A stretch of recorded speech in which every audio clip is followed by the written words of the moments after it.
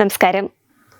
സുരേഷ് ഗോപിയുടെ മകളുടെ വിവാഹം മൂലം ഗുരുവായൂരിൽ അന്നേ ദിവസം നടക്കുന്ന വിവാഹങ്ങൾ മുടങ്ങുമെന്ന് പറഞ്ഞവർ തീർച്ചയായും ഈ വീഡിയോ ഒന്ന് കാണണം. സുരേഷ് ഗോപിയുടെ മകളുടെ വിവാഹം നടന്ന അതേ വേദിയിൽ രാവിലെ വിവാഹിതരായ ദമ്പതികൾക്ക് ആദരണീയനായ പ്രധാനമന്ത്രി നരേന്ദ്രമോദി അക്ഷതം നൽകി ആശീർവദിക്കുന്നതിന്റെ ദൃശ്യങ്ങളാണ് നമ്മളിപ്പോൾ കണ്ടത്. ആരുടെയും വിവാഹം മുടങ്ങിയില്ല എന്ന് മാത്രമല്ല, മറ്റുള്ളവരുടെ വിവാഹത്തിനും പ്രധാനമന്ത്രിയുടെ മഹനീയ സാന്നിധ്യം ഉണ്ടാവുകയും ചെയ്തു.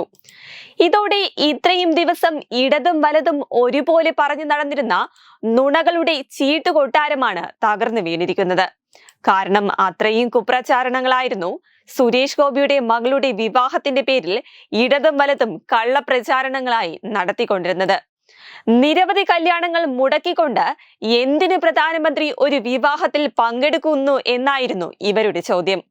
എന്നാൽ ഇവരുടെ ഈ കള്ളപ്രചാരണമാണ് ഇപ്പോൾ പൊളിഞ്ഞിരിക്കുന്നത്.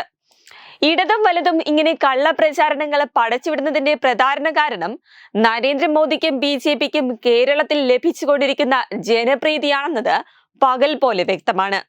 കാരണം തൃശൂരിൽ പ്രധാനമന്ത്രി നരേന്ദ്രമോദി പങ്കെടുത്ത മഹിളാ സംഗമത്തിലുണ്ടായ ജനക്കൂട്ടം നമ്മൾ എല്ലാവരും കണ്ടിരുന്നു.